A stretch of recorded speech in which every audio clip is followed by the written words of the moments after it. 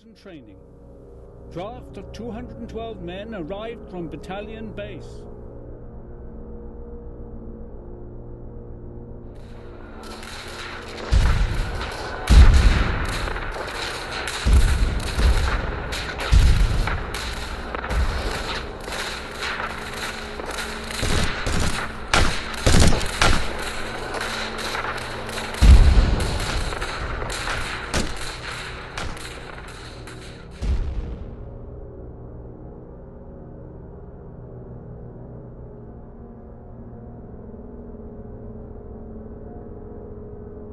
And so it was into the full horror of Passchendaele, where we hear of Frank actually being wounded out because of a bomb blast causing cellular inflammation.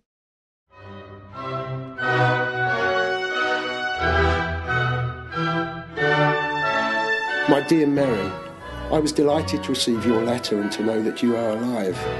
I've often wondered how I should like to know the fate of the rest of the boys. Do you know what happened to Noel, Keeley, Moore, Baker, Anson? Well, I got hit rather badly. I was hit in the shoulder and face. The shoulder's now healed up, but the face is a much more severe wound. I've lost a good piece of my jawbone. However, I'm feeling well in myself and am able to go out.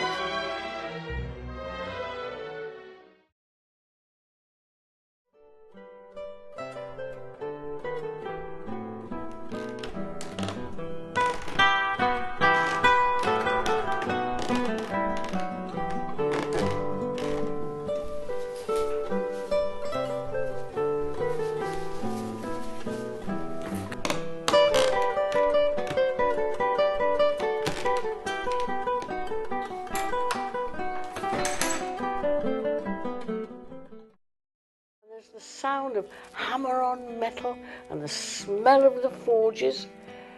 They used to make textiles and tanning, but now it's all metal. The ironmongers come all the way up from London to get their ironworks. They make nails and weathercocks and the rims of cartwheels and all manner of wonderful things. The town is as busy as a hive full of bees. Well, I should be up to doing them once I get a full bite on the line and a fresh catch for the table. Between ourselves, I'm not shy of doing a good day's work. It's just the type of work I should be so keen on doing has not come my way up to now. And as for the cheese, well, I shan't be having it all myself, I'm sure. And it is but the cheese which I do not think is of the same status as gold. Although Mr. Pepys, during the Great Fire, buried his stash of the stuff in a deep hole. Mind you, it was that special that Italian stuff. And it is in these days that Mr. Newton discovered this strange force that holds the whole universe together. He calls it gravity. This pondering that he is so keen on is what I have taken to doing whilst waiting for old Silver Gills to take a bite.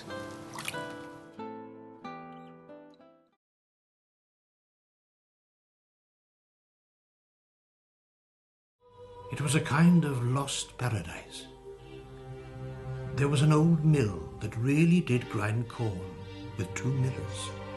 A great big pond with swans on it. A sandpit, a wonderful dell with flowers, a few old-fashioned village houses, and further away a stream with another mill. He first came to Birmingham because he was actually born in South Africa in the early 1890s, and he came not far from there in King's Heath, where his grandparents lived. The old trees in the centre had been there for centuries. There are Bronze Age burnt mounds which are due to be scheduled as ancient monuments. Whether Tolkien knew about those, I don't know, but I think certainly the sense of the ancient woodland, he would have felt that when he and his brother went exploring in that area. But the forest is queer. Everything in it is very much more alive, more aware of what is going on, so to speak, than things are in the Shire. And the trees do not like strangers. They watch you.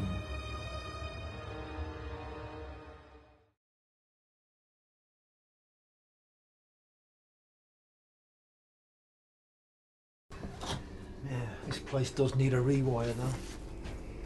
Get that thing out of my face.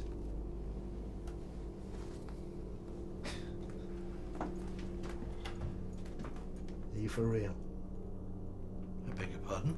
I mean, you don't actually do this as a proper job, do you? Aye? Well, I managed to keep my head above water. What with a couple of books under my belt and various articles. Do you think it's a bit unfair? Making money out of people's grief. Don't film me. I'm sorry. I mean, when people are that vulnerable, they'll listen to any old crap, won't they? Don't Hey! look. I think he's sick. Pretending to listen to spirits. Things that are blatantly, obviously not there. He's sick. Excuse me. I'm not a medium. I don't care what you call it. It's out of order.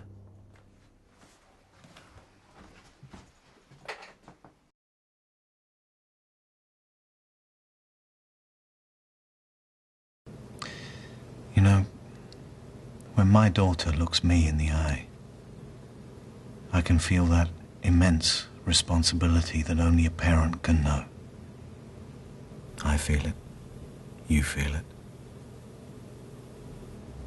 Your father must have felt it too. You don't know anything about it.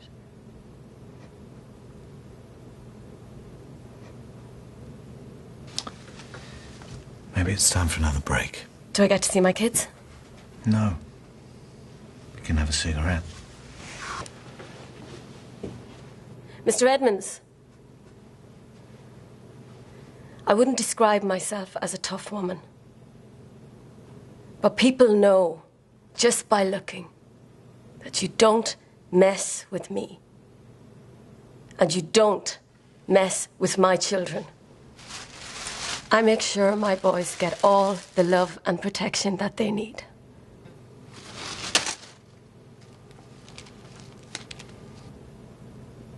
So why don't you let me see my kids? I'll show you why.